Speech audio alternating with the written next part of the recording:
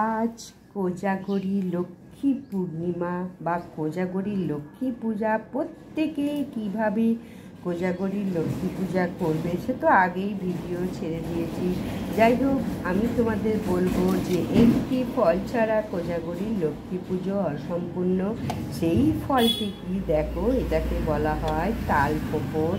এইভাবে আমি দেখো সমস্ত পেটের ভিতর থেকে এই পোপরটাকে তুলে নিয়েছি। কোজাগরী লক্ষ্মী পুজোয় অবশ্যই দরকার। কিভাবে আমি তুলেছি দেখো, এই তালটা খেয়ে তালের আঁটিটা সুন্দর জায়গায় রেখেছিলাম, তাই এইভাবে তুলে নিতে হবে। ভিতরে একটা চামচ দিয়ে তুললেও খুব ভালো হয়।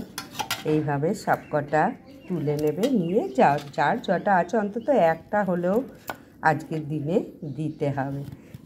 আর বাতাবি লেবু, এই দুটো জিনিস আজকের দিনে মাকে দিতেই হবে। তাই ভিডিওটা যদি ভালো লাগে অবশ্যই লাইক, সাবস্ক্রাইব, শেয়ার করে দাও।